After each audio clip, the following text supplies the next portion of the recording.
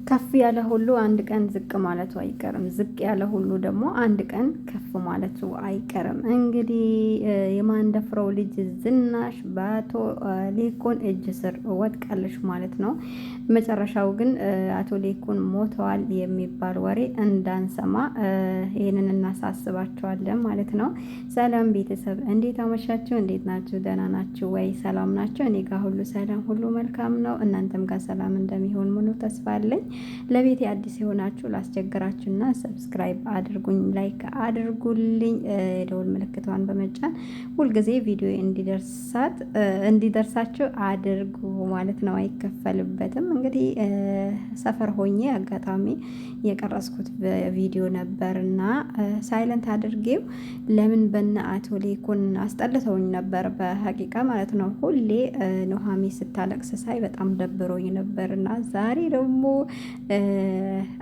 ዝናሽ የማንደፍረው ልጅ ስታለቅስ አይቼ በዚህችኝማ ዛሬ ቅቤ ተቀብቻለሁኝና መስራት አለብኝ ብዬ ልሰራ መጣ ማለት ነው። ልጄ ስታሳዝን አጋጣሚ ቪዲዮ እየቀረጽኩኝ እያለ ገባችብኝ ማለት ነው። ስታምር እና ምንላችሁ ነበረ አላኩል ያህልን ያው አይታችሁታል ቪዲዮውን። አቶ ሌኩን በጣም ተናደዋል። ምክንያቱም ዝናሽ ለእንትና ለገኔ መድኃኒት ሰታት ነበረ ለኑሃሚ የናሆሚ ጽንስ እንዲወርድ ማለት ነው። እሷም ደግሞ ምክንያቱም ቤት ሊገዛላቸው ነው ሲባል ብቻ ሰምታ ገንዘቡን ተቀብላ ያው ለኑሃሚን እንደዚህማ አላደርግም ብላ መታ ነገረቻት። ስትነግራት ደግሞ ያው ኑሃሚ ተናዳ ሄዳ ቤቷን ጠየቀቻት።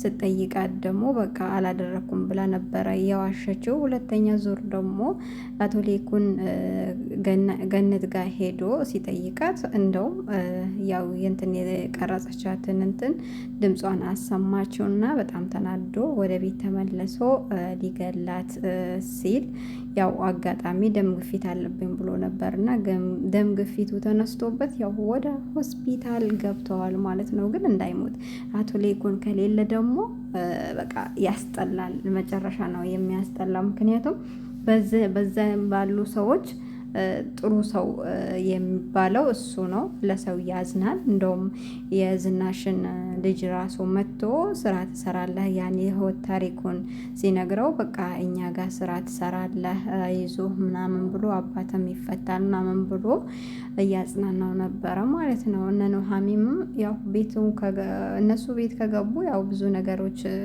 ተፈጥሯል። በነገራችን ላይ ኑሃሚም እያለች አባቷም እያለ ነበርና እኛ ከገባን ጀምሮ ቤታቸው ሰላም አጣ ሲላት ለኑሃሚ አዎ እናንተ ጋር ስመጣ እናንተም ቤታችሁ እንደዚህ ሆነ፣ እኔም እነሱም ጋር ስንሄድ ደግሞ ይሄ ነገር ተፈጠረ፣ ያው የኔ እድሌ ነው ምናምን ብላ ለአባቷ ምርር ብላ እየተናገረች ነበርና እሷ ሁሌም እያለቀሰች ነው። እና በጣም ከባድ ነበርና ምንላችሁ ፈልጌ ነው። በጣም ክፉ የሰራችው በዚህ ድራማ ዝናሽ ናት።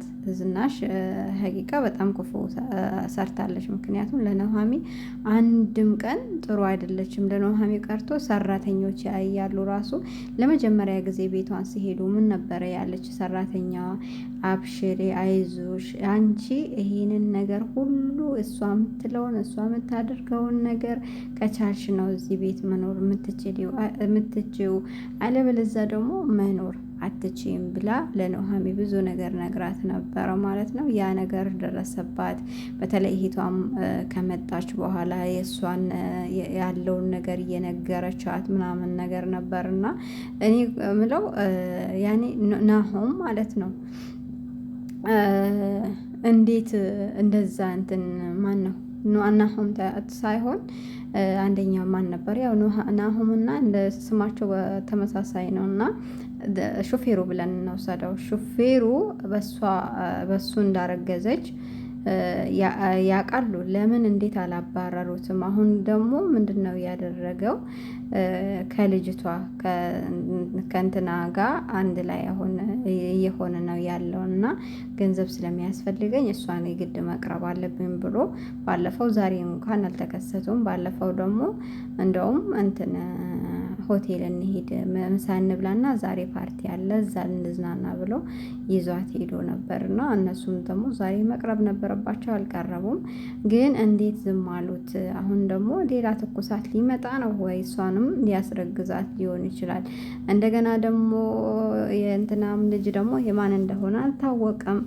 ብቻ ውስብስብ ያለ ነገር ነው እና እኛ ያው በተስፋ እንጠብቃለን። ግን አቶ ሌኩን ደግሞ መሞት የለበትም።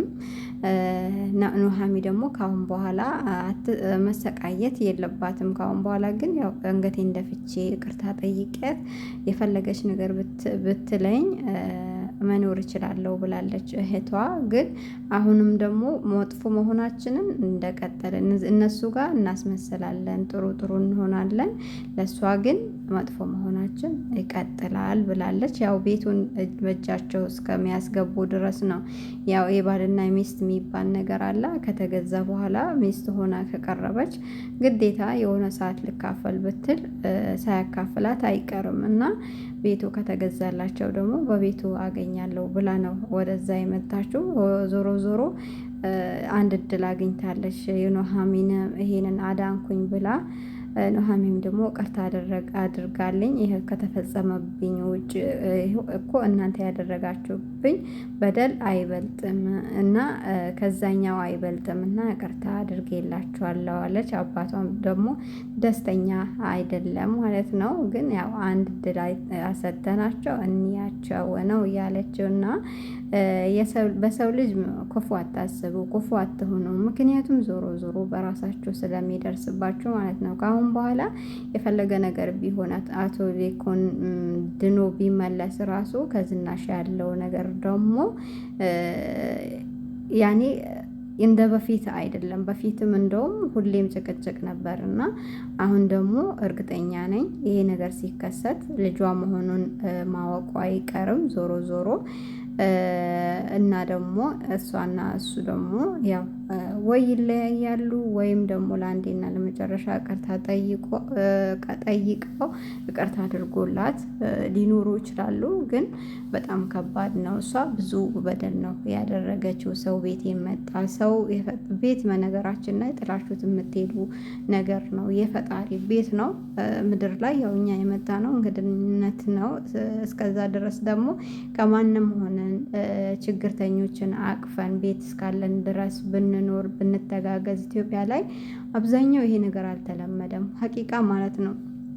በቃ የሆነ ቤት ያላቸው ሰዎች የሆነ ሰው ሲገባባቸው ሲቆሽሽባቸው ልክ እንደ ልጃቸው የሚያደርጋቸው ሰዎች አሉና እንደዛ መሆን የለብንም። ብዙ በተለይ ኢትዮጵያ ላይ ብዙ በጦርነት የመጣ በተለያዩ በችግር አሁን ደግሞ በኑሮ ውድነቱ ሜዳ ላይ የወደቁ አሉና እነኚህ ሰዎችንም ደግሞ ዞር ብለን ብናያቸው የተሻለ ነው ብዬ አስባለሁኝ። እና እኛ ነገ 3 ክንድ ቤት የመጨረሻው ቤታችን ገብተን መኖራችን ስለማይቀር የምድር ላይ ያለው ነገር ደግሞ ይህም ነገር ምንድን ነው? ወሬን አስጠፋኝ ደግሞ እና ያው እንተጋገዝ እንተባበር ነው ማለት የምፈልገው። እና እንደዚህ ይሄን ያክል ደግሞ ይሄ ድራማ ነው እንበልና እንውሰደው። ግን እንደዚህ አይነት ሰዎችም ደግሞ አሉ። እንኳን ሌላው ይቅርና ከፍለዋቸው እየኖሩ ቤት ተከራይተው እየኖሩ ራሱ ስንት ነገር ነው የሚሏቸው። ስንት ሰው ገባ፣ ስንት ሰው እንደዚህ ያለ ሽንት ቤት ይሞላል እንደዚህ ይላል። በተለይ አዲስ አበባ አካባቢ ያላችሁ ታውቁታላችሁ የቤት ክራይና በጣም ከባድ ነው እና በራሳችሁ በገንዘባችሁ ስትኖሩ ራሱ ብዙ መስዋዕት ከፍላችሁ ነው የምትኖሩት እና አብዛኛው የኢትዮጵያ ሕዝብ ውስጡ ላይ ሆነ በቃ መጥፎ ነገር ሲደርስባችሁ ወይ ወድቃችሁ ወይ ስትሞቱ ብቻ ነው የሚያለቅስላችሁ እና ሰው ሳይሞት በፊት ልንረዳው፣ ልንንከባከበው፣ ያለንን ነገር ልናደርግለት ይገባል። ከሞተ ሞተ ነው። የት ሀገር ነው እንደውም ሶማሌዎች መሰለኝ፣ ሶማሌ ነው ሱዳኒ፣ መጀመሪያ በጣም ይዋደዳሉ፣ ይንከባከባል፣ እርስ በራሳቸው በቃ ያኔ ይሸፋፈናሉ እና ይበላሉ፣ ይጠጣሉ፣ ይደሰታሉ። በቃ ተቸገረኝ ካለ ያለቅሳሉ። ግን ሲሞት ደግሞ አንድ ነገር አያለቅሱም እና ይሄንን ነገር ይመቸኛል ሀቂቃ ማለት ነው። ምክንያቱም ሰው ሁላችንም ለመሞት ነው የተፈጠር ነው። እስከዛ ድረስ ግን እንዳይቸግረን ባለን ብንረዳዳ፣ ከዛ በኋላ ሞት ነው። እኔ የምከተለው ነው፣ ወይ ቀድመኛል ወይ ቀድሟለሁ፣ አለቀ። ሞት ለሁላችንም ስለማይቀር ያው እንረዳዳ ነው። አላኩል ያለን ያው ሰፈራችን በእንደዚህ መልኩ አሳየዋችሁ። እኛ የምንኖረው ኮንዶሚኒየም ገጠራማ ቦታ ነው። ዱባይ ያላችሁ ታውቁታላችሁ ብዬ አስባለሁ። አይን ከተማ በጣም ነው የምወዳት ሀቂቃ። ልክ አገር ቤት ነው የሚመስለኝ። ምክንያቱም አረንጓዴ ነገሩ አየሩ ምናምን በጣም ደስ ይላል እና የምትፈልጉ ሰዎች ደግሞ ኑ ብያችኋለሁ። በዚህ አጋጣሚ ዱባይ ያላችሁ ሰራተኛ የሚፈልግ ሰው አለ። ስራ የሌላችሁ ደሞዝ ደግሞ 1500 ድርሃም ነው ያሉት እና በውስጥ ልታናገሩኝ ትችላላችሁ። ለማንኛውም ይሄን ሁሉ ለፍልፌባችኋለሁ፣ ይበቃችኋል። በሌላ ቪዲዮ እስከምንገናኝ ደህና ሆኖልን። እንደው ልጄ ውን እያለች ነው። ልጄ ስላችሁ የኔ አይደለችም እና በጣም ነው የምወዳት ሀቂቃ ማለት ነው። ለማንኛውም መልካም ምሽት።